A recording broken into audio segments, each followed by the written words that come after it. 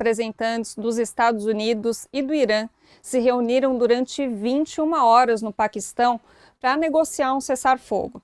Esse foi um encontro de mais alto nível entre os dois países desde a Revolução Iraniana de 1979. No entanto, as conversas terminaram sem um acordo.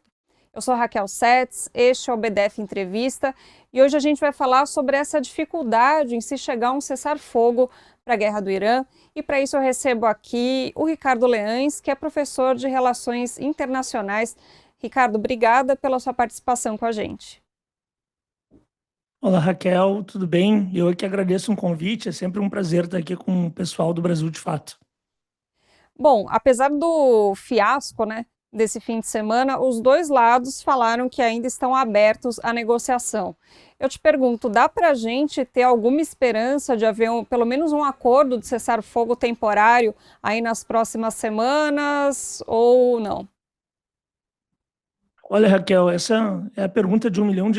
Inclusive, foi um tema que eu abordei no fim de semana no meu canal no YouTube, Ricardo Leães, O Mundo ao Seu Alcance, em que eu falei justamente sobre as dificuldades que existem para as três partes em questão chegarem a um acordo. Porque não podemos esquecer que, embora as reuniões tenham ocorrido entre Estados Unidos e Irã no território do Paquistão, havia também um terceiro elemento, que é o Estado de Israel. Inclusive, o próprio primeiro-ministro Benjamin Netanyahu falou que, enquanto as negociações aconteciam, o vice-presidente dos Estados Unidos, J.D. Vance, constantemente o alertava sobre o que estava acontecendo nesse cenário. E é muito importante lembrar a todo mundo que está nos assistindo que a possibilidade de um cessar-fogo e mais ainda de um acordo de paz não diz respeito apenas à capacidade de negociação, de diplomacia, de convencimento das partes, mas sim ao fato de que os três combatentes em questão apresentam objetivos muito distintos nessa guerra. Em especial, o Irã e Israel, que são os dois países que têm maior clareza em relação às suas ambições estratégicas, ao passo que os Estados Unidos têm apresentado muitas vacilações. Nesse cenário, a única possibilidade de um acordo de paz é quando uma das partes se dá por vencida. Porque, considerando-se que os objetivos são incompatíveis, considerando-se que não há nenhum ponto em conjunto entre eles, nem nada que possa sinalizar um meio termo entre essas negociações, a única possibilidade de um acordo de paz é quando um dos lados se rende, se simplesmente aceita que o inimigo se mostrou mais eficiente nos campos de batalha e que os custos dessa guerra se tornaram proibitivos. Essa certamente não é a realidade do Irã e não é a realidade de Israel, mas alguns indicativos havia de que talvez essa fosse a realidade dos Estados Unidos, porque justamente pelo fato de que os Estados Unidos não sabem exatamente a que vieram e quais são os seus objetivos estratégicos nesse conflito, há uma incerteza em relação à sua continuidade nessa guerra.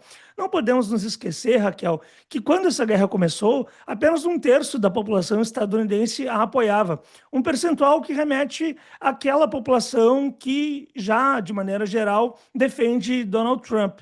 E, além disso, os custos econômicos dessa guerra, que é justamente uma das apostas do Irã, estão crescendo cada vez mais. Então, por isso, provavelmente, o primeiro país a abrir mão dessa guerra por conta desses custos econômicos serão os Estados Unidos.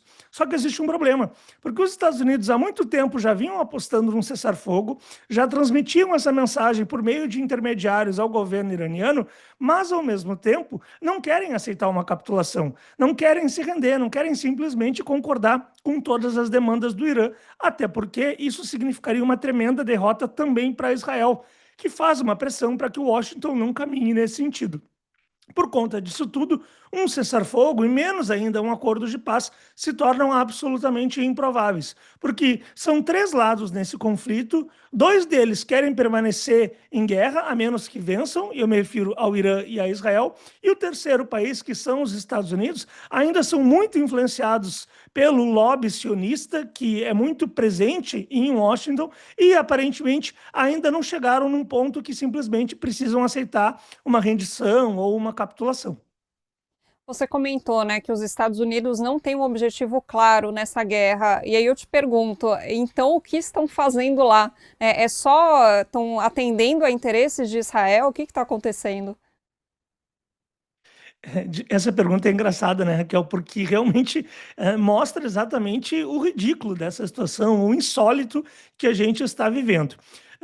Eu sempre argumentava, já há muito tempo, que Israel exercia uma influência muito significativa na política externa dos Estados Unidos. Obviamente, não uma informação que eu tirei da minha cabeça, mas sim algo que muitos pesquisadores de relações internacionais já apontam há muito tempo. Eu me refiro em especial aos professores John Mearsheimer e Stephen Walt, que lá em 2007 falaram sobre o peso do lobby sionista para a política externa dos Estados Unidos. E ao longo dos últimos dias, nós tivemos várias evidências de que essa perspectiva é verdadeira. Há algumas semanas, o New York Times revelou, numa matéria bastante significativa, que Donald Trump havia sido convencido por Benjamin Netanyahu a entrar nessa guerra. Netanyahu afirmou para o Donald Trump que seria relativamente fácil derrotar o Irã, imaginando que talvez Trump, talvez um pouco envaidecido pela vitória que ele obteve com o sequestro do presidente venezuelano Nicolás Maduro, poderia repetir a dose também no Irã a partir do assassinato do Ayatollah Ali Khamenei.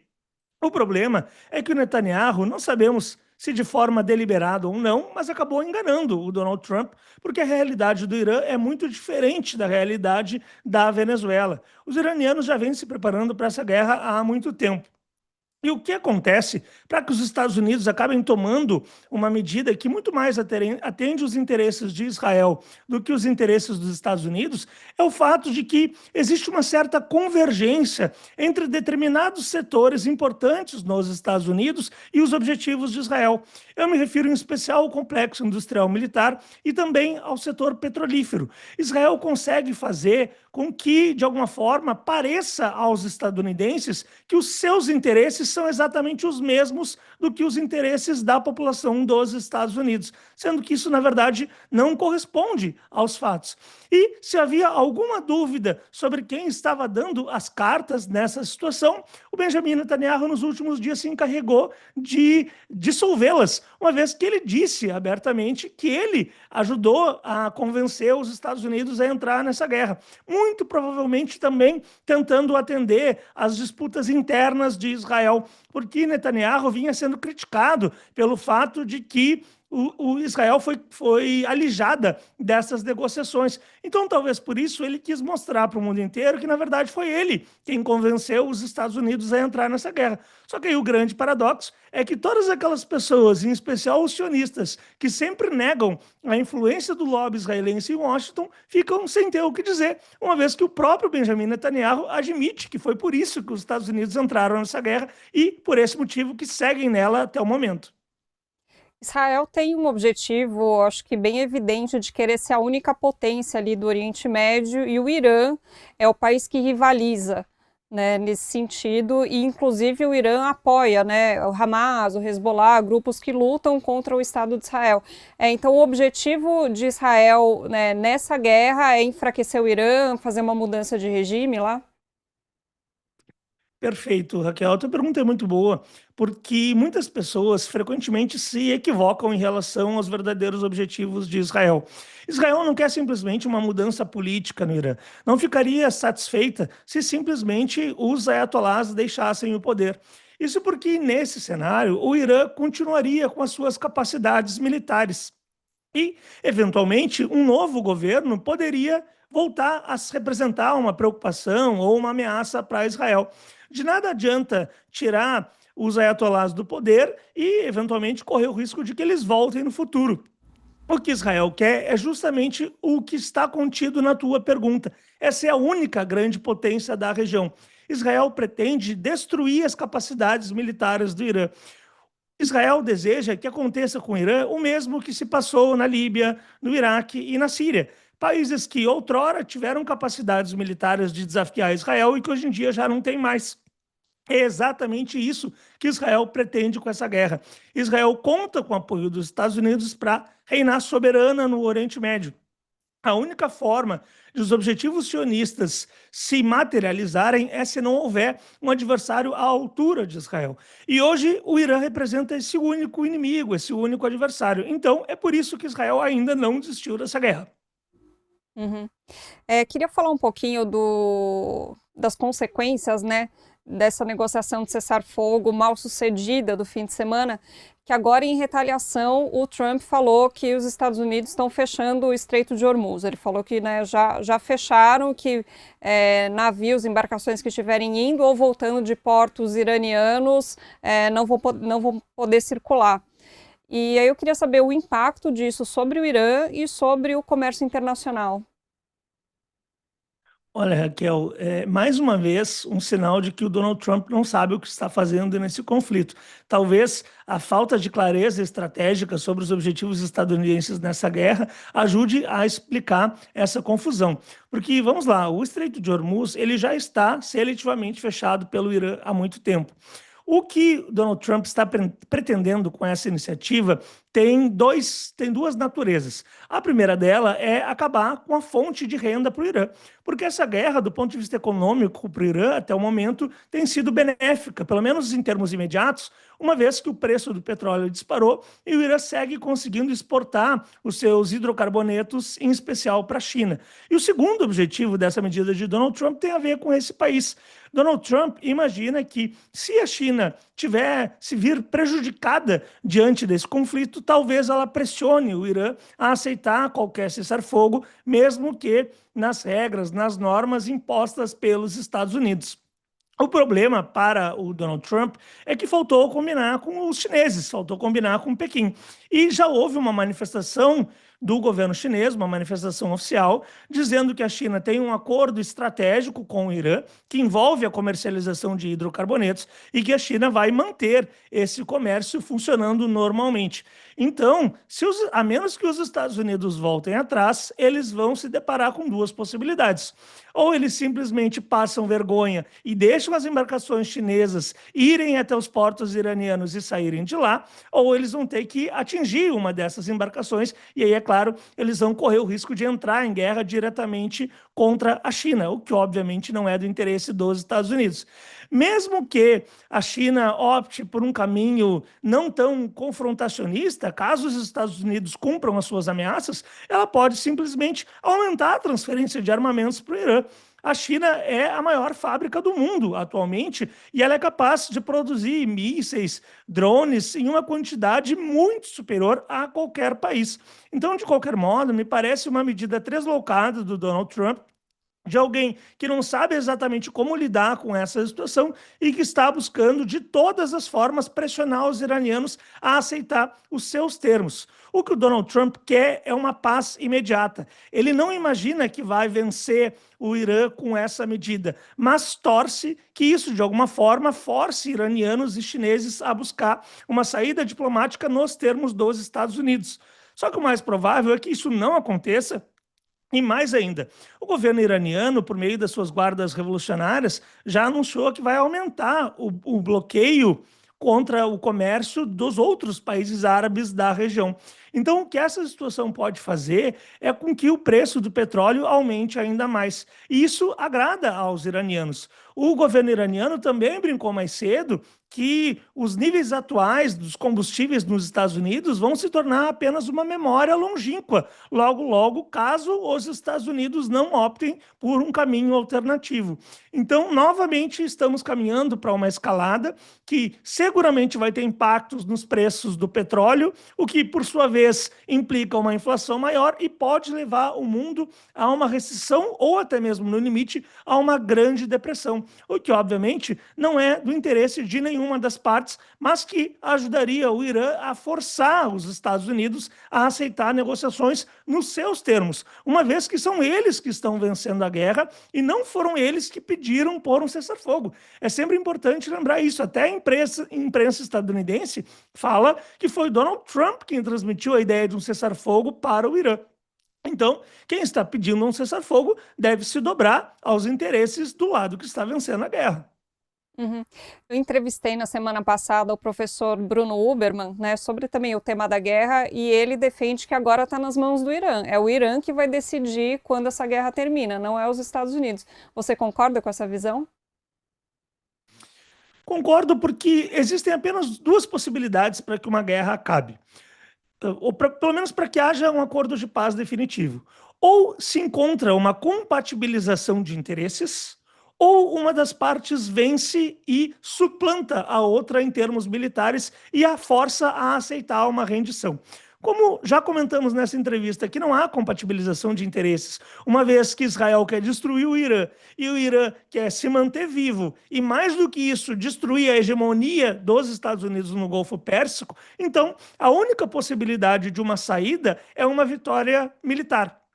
E até o momento, tudo indica que o Irã é vitorioso nesse sentido, ou pelo menos que o Irã está apresentando melhores condições, porque a popularidade de Donald Trump já está caindo, a economia dos Estados Unidos já está enfrentando um cenário de inflação maior, o desemprego está crescendo, tudo está rumando para uma recessão.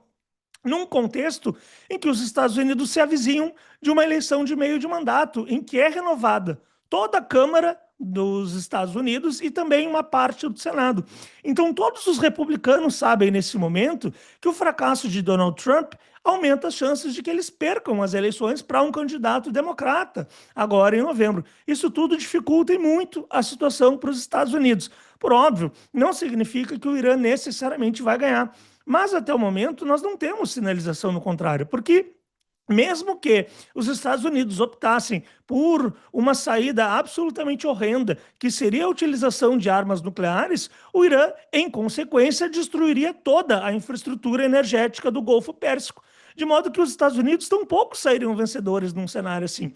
Recentemente, o governo do Paquistão vazou para a imprensa estadunidense a informação de que o Irã ainda tinha 15 mil mísseis e 45 mil drones. Isso é uma quantidade mais do que suficiente para que o Irã consiga destruir o Estado de Israel e também toda a infraestrutura energética do Golfo Pérsico. De modo que, mesmo que os Estados Unidos recorram a uma bomba atômica, na vã expectativa de que isso possa significar uma vitória, ainda assim eles não vão ter condições de se livrar das consequências disso, e essas consequências serão nefastas para a economia mundial. Como estamos já lidando com um cenário em que boa parte dos países ao redor do mundo já está se mostrando desgostosa com os Estados Unidos, é óbvio que uma medida dessa natureza não seria boa para a hegemonia estadunidense tão pouco. Então, por isso eu concordo com a avaliação do professor Bruno Huberman de que tudo está na mão do Irã, a menos que os fatos nos surpreendam, que os Estados Unidos e Israel encontrem uma forma de derrotar os iranianos. Mas até o momento eu não vejo qual seria essa saída.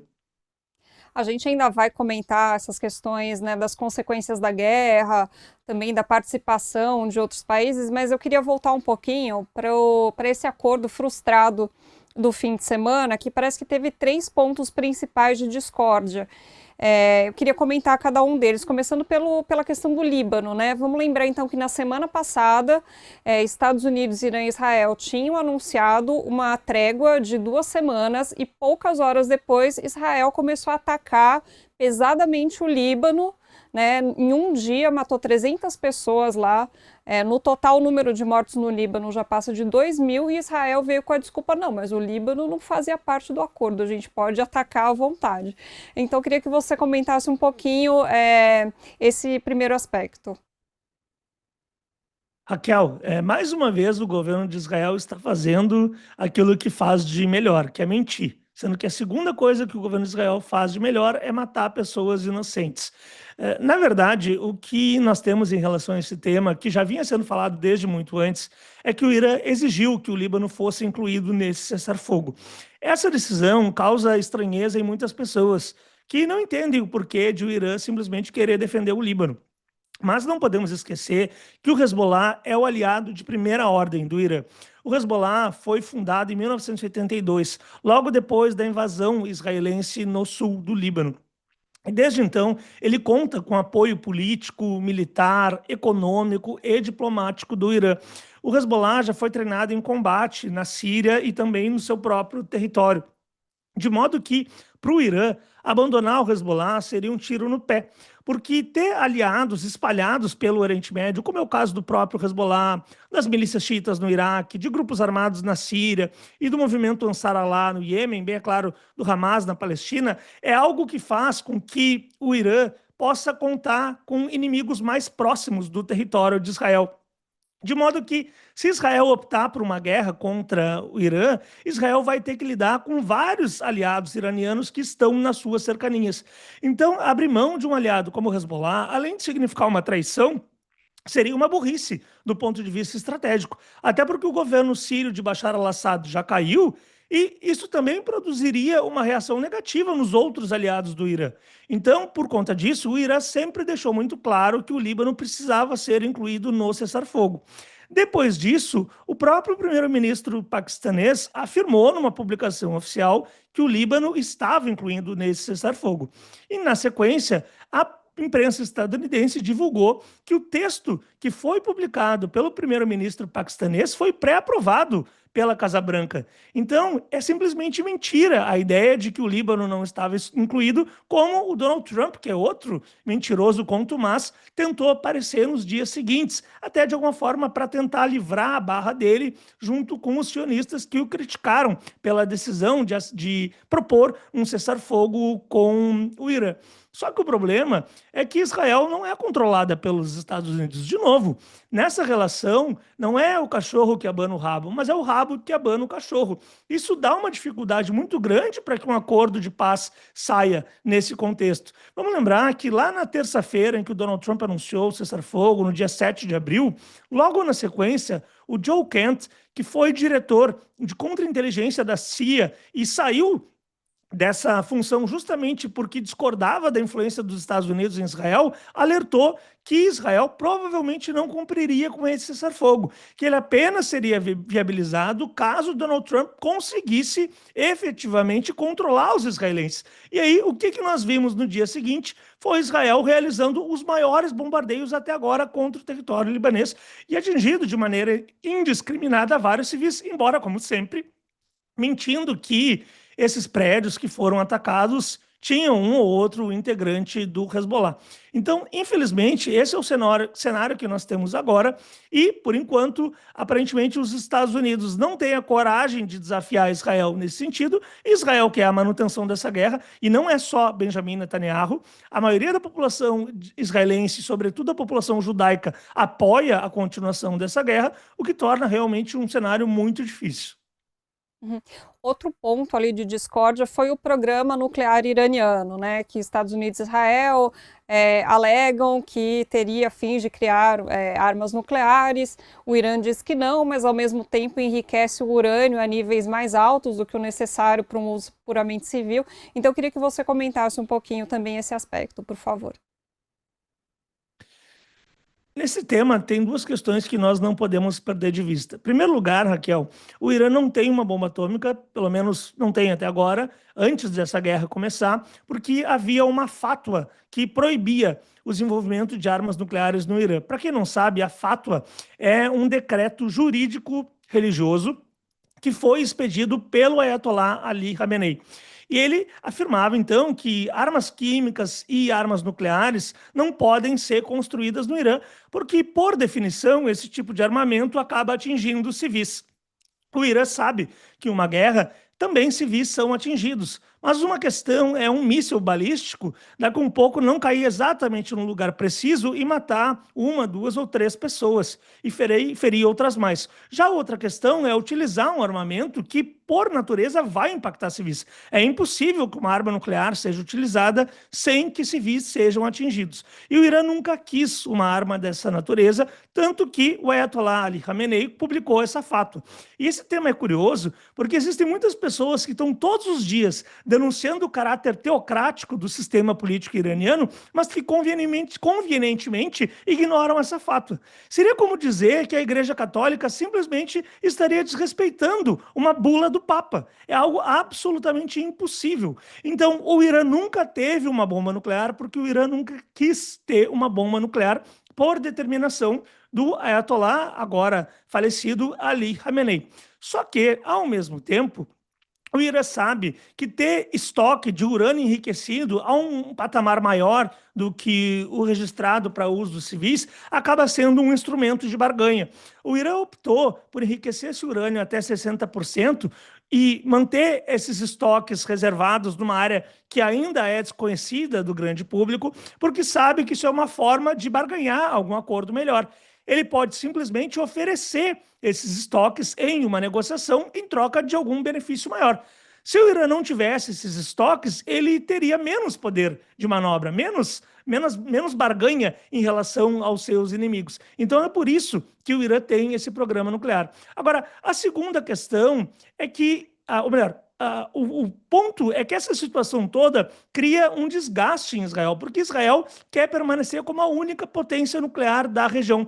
Existe uma doutrina em Israel chamada doutrina Begin, que remete ao ex-primeiro-ministro Menachem Begin, que foi o responsável por destruir o programa nuclear que o Iraque tinha no início dos anos 80. E depois Israel também destruiu um reator nuclear que estava sendo construído na Síria. Israel quer permanecer como a única potência nuclear da região e teme que, pelo fato de que o Irã tenha um programa nuclear pacífico, ele possa um dia mudar de perspectiva em relação a isso, possa partir para a criação de uma bomba atômica. Mas, até o momento, nós não temos nenhum indicativo nesse sentido. Do ponto de vista dos iranianos, entretanto, a questão do seu autorrespeito e da sua dignidade são fundamentais nesse tema. Muitas pessoas não compreendem isso, mas o Irã, por ser uma civilização muito antiga, não quer se dobrar a pressão externa nenhuma. Ele faz questão de ter um programa nuclear justamente porque esse é um direito consagrado em termos internacionais. De modo que não faria sentido que outros países possam também ter programas nucleares pacíficos, enquanto o Irã não teria reservado esse direito apenas porque há uma sensação de medo, de receio nos outros países. Nesse cenário, o Irã diz, bom, a gente aceita que vocês venham aqui, que inspecionem o nosso programa, desde que vocês concordem que nós temos direito, sim, de enriquecer o nosso urânio para fins pacíficos. Vamos lembrar que lá em 2015, quando foi assinado o acordo entre o Irã, os Estados Unidos e outros países, o acordo do JCPOA, o Irã, ao longo do período, cumpriu religiosamente com todas as normas. Uma informação que não é minha, mas da Agência Internacional de Energia Atômica. Ao passo que os Estados Unidos não liberaram as sanções na maneira que estava colocado. Ou seja, a parte que cumpre os seus acordos é o Irã, não os Estados Unidos. E por conta disso, o Irã não quer aceitar um enriquecimento zero nesse momento, porque isso seria um vexame, uma vergonha nacional para um país que se considera mais um país entre tantos outros na ordem internacional e que tem o direito de ser respeitado e de ter o seu próprio programa nuclear. Uhum. E assim, só relembrando o óbvio, mas acho que sempre é importante, o único país no mundo que já usou armas nucleares contra um outro país foi os Estados Unidos, né? E o direito deles de ter armas nucleares nunca é questionado. Por fim, o terceiro ponto é justamente o Estreito de Hormuz, que a gente já comentou um pouquinho, que os Estados Unidos queriam a liberação, agora os Estados Unidos fecharam, então tá essa bagunça lá. Comenta um pouquinho, por favor. Além desse comentário, Raquel, sobre os Estados Unidos terem sido o único país que utilizou armamentos nucleares, e 2 vezes, inclusive, é importante lembrar que Israel não é signatária do Tratado de Não Proliferação Nuclear e nunca admitiu que tem uma bomba atômica. Israel não admite nem nega que tem uma bomba atômica, e são esses 2 países que dizem que o Irã não tem direitos de possuir armamentos dessa natureza. Já em relação ao Estreito de Hormuz, me parece que o Irã está enxergando nele uma oportunidade de obter uma reparação de guerra. É muito improvável que o Irã consiga obter reparações de guerra dos Estados Unidos e de Israel, reparações diretas, como as que foram obtidas pela França depois da Primeira Guerra Mundial, em função da guerra contra a Alemanha. É muito difícil que os Estados Unidos aceitem um acordo dessa natureza. Então, provavelmente, o Irã está falando que vai utilizar o Estreito de Hormuz como uma forma de reparação de guerra. Claro que ele não está dizendo isso agora. Agora ele diz que quer reparações de guerra e um direito ao uso econômico do Estreito de Hormuz compartilhado com o Omã. Mas eu imagino que isso seja, na verdade, uma estratégia para jogar alto nessas negociações e depois ceder dizendo, não, tudo bem, eu aceito que vocês não nos paguem reparações de guerra, desde que vocês reconheçam que nós poderemos cobrar um pedágio de todas as embarcações que passarem por essa região. Vamos lembrar, Raquel, que antes dessa guerra o Estreito de Hormuz estava aberto. Mas, como Estados Unidos e Israel lançaram simultaneamente uma guerra ilegal de agressão contra o Irã respondeu retaliando dessa forma. E é muito importante que o Irã tenha agido dessa maneira, porque se o Irã tivesse unilateralmente fechado o Estreito de Hormuz, ele não contaria com o apoio de boa parte da comunidade internacional. Ele seria visto como um agressor. Mas, como ele foi agredido, a maior parte do mundo, talvez à exceção do Ocidente expandido, está aceitando que o Irã tem direito diante dessa situação. Até porque o governo iraniano é inteligente o suficiente para saber de quem cobrar e de quem não cobrar.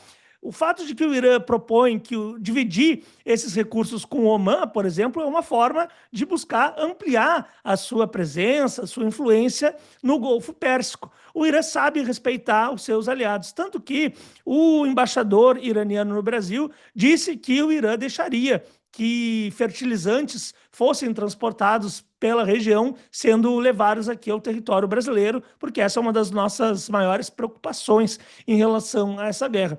O Irã dificilmente vai querer impor uma punição contra um terceiro país que nunca fez parte das agressões que foram movidas contra ele. Agora, em relação ao Ocidente expandido, que aceitou simplesmente impor as vontades dos Estados Unidos em relação aos iranianos, certamente haverá um preço a ser pago.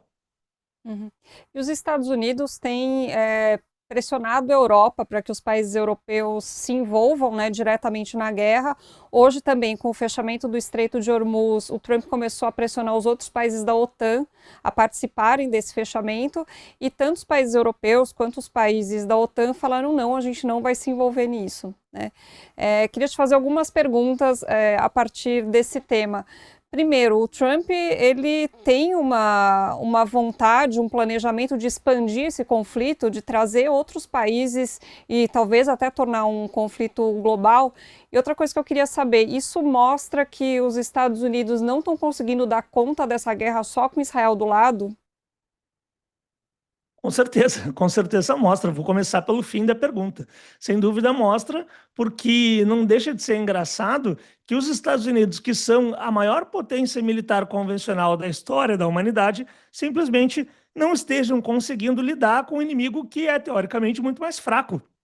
Um inimigo que há mais de 4 décadas está sancionado, isolado do mundo em termos diplomáticos, comerciais e militares, mas mesmo assim conseguiu desenvolver uma indústria de defesa própria, apostou numa estratégia de guerra assimétrica que está se mostrando muito bem sucedida contra os Estados Unidos.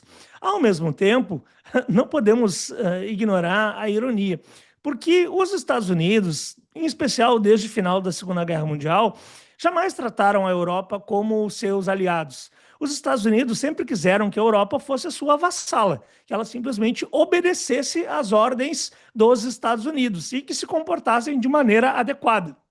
Só que o problema é que quando os teus aliados são meramente os teus vassalos, eles acabam não tendo a necessidade, nem os recursos, e muito menos a coragem de embarcar em guerras muito perigosas. Então, na verdade, o feitiço está se virando contra o feiticeiro. Há muito tempo atrás, Henry Kissinger, que foi secretário de Estado na época do governo de Richard Nixon, chegou a dizer uma vez que ser inimigo dos Estados Unidos era algo muito perigoso, mas ser aliado dos Estados Unidos era fatal. E agora os Estados Unidos estão lidando com essa realidade, porque os seus supostos aliados, que na verdade são seus vassalos, não querem ter que arcar com os custos da abertura do Estreito de Hormuz. Até porque é exatamente isso que o Donald Trump quer. Não é que ele pretenda uma guerra mundial nessa região. O que ele quer é que os europeus sirvam como bucha de canhão, que ele não tenha que arcar com o custo de perder embarcações, perder marinheiros, perder soldados, e que esse custo seja repassado para os europeus. Só que não é assim que as coisas funcionam. Porque um dos motivos pelos quais a Europa aceitou essa condição de vassalagem em relação aos Estados Unidos é justamente para passar os seus custos de defesa para os Estados Unidos. Olha que curiosa essa situação.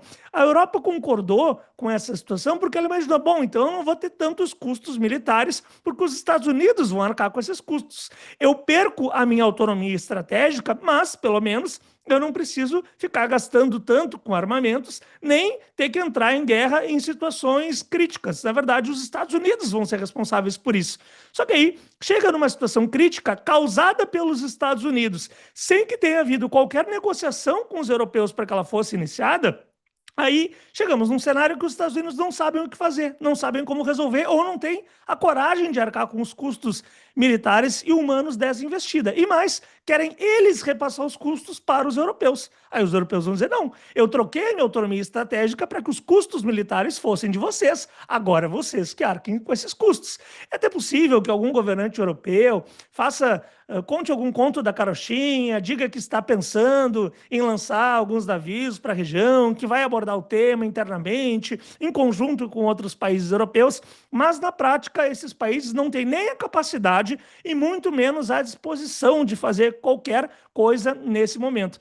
A gente teve, no início dessa guerra, uma situação também insólita, em que Emmanuel Macron chegou a dizer que enviaria o seu porta-aviões, o Charles de Gaulle, para a região com o objetivo de abrir o Estreito de Hormuz, mas logo depois deu marcha ré, voltou, disse que não, esse não era o caminho, e ainda fez um acordo por baixo dos panos com os iranianos para que embarcações francesas pudessem passar pelo Estreito de Hormuz. E também tem feito críticas públicas, tanto aos Estados Unidos quanto a Israel.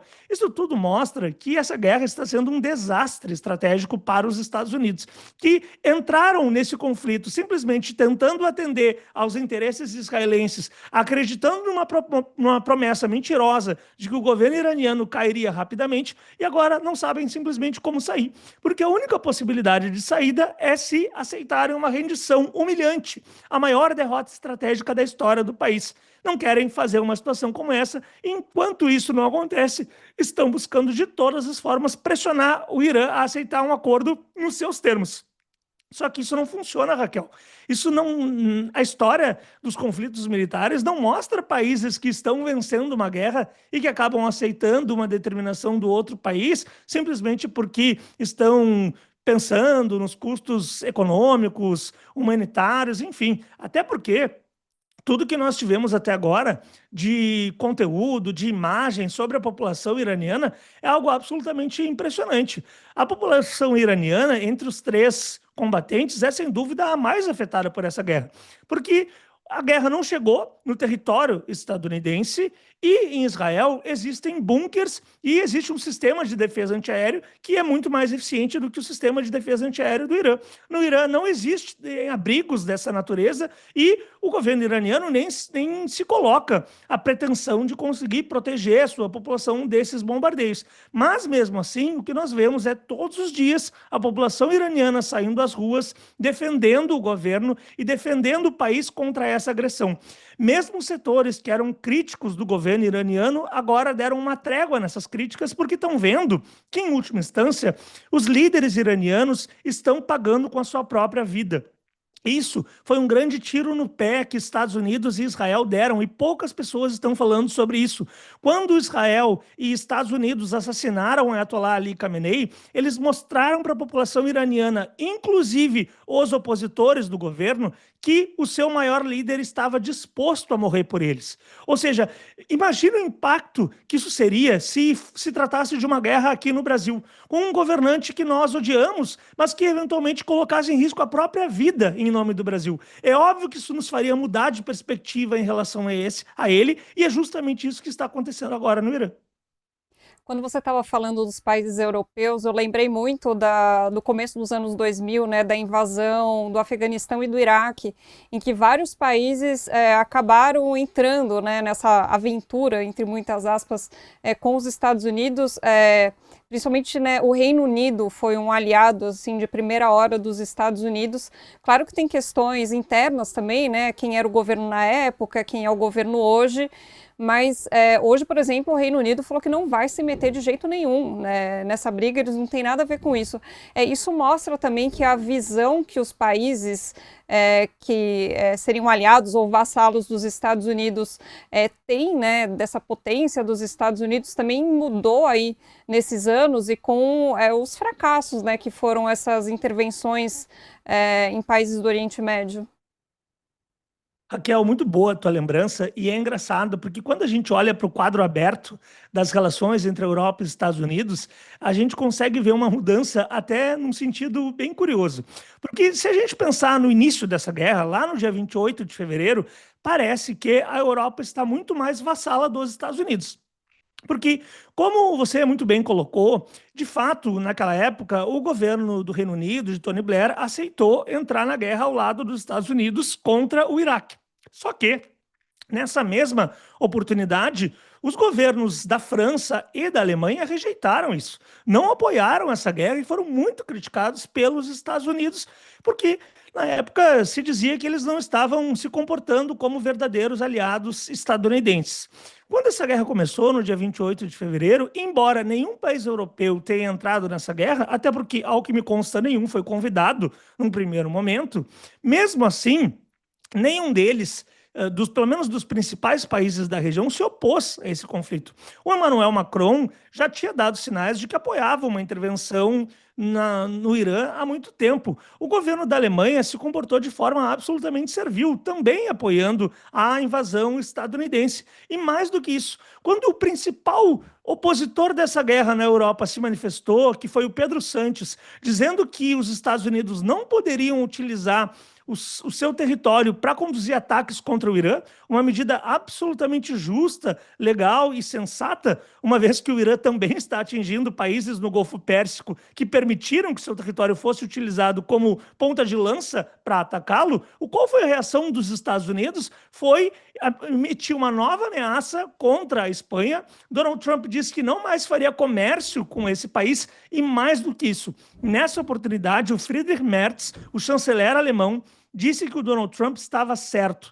Esse talvez tenha sido o ponto mais alto de vassalagem da Europa na história, porque o Merz simplesmente falou que o Donald Trump estava certo em punir um país europeu, um país importante da União Europeia, simplesmente por exercer a sua soberania. O Pedro Sanches não cometeu nenhum crime, nem desafiou os Estados Unidos. Ele apenas disse: olha, quer conduzir essa guerra, conduza, mas não utilizando o nosso território. E a reação da Alemanha naquele momento foi de apoio ao Trump, o que realmente foi muito chocante. Só que aí, à medida que os dias foram passando e os custos econômicos dessa guerra foram aumentando, em especial para a Europa, os governantes europeus começaram a se ver na obrigação de buscar uma alternativa. Por isso que o Macron, como eu comentei mais cedo, acabou fazendo um acordo por baixo dos panos com o Irã, por isso que o Merz anda muito silencioso em relação a esse tema, e outros governos da região também já se mostraram dispostos a mudar um pouco a sua postura em relação a Israel e em relação ao Irã. Então, olha que curioso, lá no dia 28 de fevereiro, nas entrevistas que eu dava sobre o tema, eu dizia que a posição da Europa estava muito mais servil em comparação com a guerra do Iraque de 2003. Mas talvez a gente saia desse conflito com um cenário diferente. E não porque os europeus tenham se tornado mais corajosos, mas porque eles simplesmente observaram que é impossível confiar nos Estados Unidos. Porque, de novo, eles abdicaram da sua própria soberania em troca de passar os custos militares para os Estados Unidos. E algo que os Estados Unidos sempre defenderam foi a livre abertura dos mares. Foi a ideia de que o comércio tinha que fluir no mundo inteiro sem quaisquer interrupções. E agora está claro para o mundo inteiro que os Estados Unidos já não conseguem mais garantir o livre comércio dos mares, que essa livre navegação agora se tornou apenas uma memória distante no passado. Então, num cenário como esse, os países europeus se veem forçados. Olha, eu já abri mão da minha soberania a troco de nada. Então, eu vou precisar de alguma alternativa, eu vou precisar negociar com quem é o poder de fato. E quem é o poder de fato nesse momento, goste ou não, é o Irã, que na prática controla o Estreito de Hormuz. Ricardo, super obrigada pelas suas análises. A gente já vai encerrando nossa conversa, mas foi ótimo. Obrigada. Eu que agradeço, Raquel. É sempre um prazer estar aqui no Brasil de Fato. Eu digo sempre, tanto para o Zé quanto para a Larissa, quando eles me entrevistam, que me satisfaz muito, porque aqui vocês fazem perguntas inteligentes, que contrariam o senso comum, e é justamente isso que eu tento abordar lá no meu canal, Ricardo Leões, O Mundo ao Seu Alcance. A gente, infelizmente, está muito cheio de análises rasas sobre esses temas e de análises que se limitam a reproduzir os interesses dominantes. Mas o Brasil, pessoal, é um país periférico nas relações internacionais. Nós somos um país que vai ter que lidar com as ameaças do Donald Trump, que crescerão depois que essa guerra terminar. Independentemente do seu desfecho, eu aposto que o Donald Trump vai tentar ter uma postura ainda mais agressiva contra o Brasil depois que acabar a guerra contra o Irã. Então, precisamos de analistas que deem conta dessa situação, que falem exatamente o que está acontecendo, e não com propagandistas dos Estados Unidos e de Israel, como infelizmente está muito comum de ver na grande imprensa. Pois é, vamos caminhando aí na contramão, fazendo o nosso trabalho. Obrigada mais uma vez, Ricardo. Eu que agradeço. E assim a gente encerra mais um BDF Entrevista. Obrigada pela sua companhia e até uma próxima. Tchau.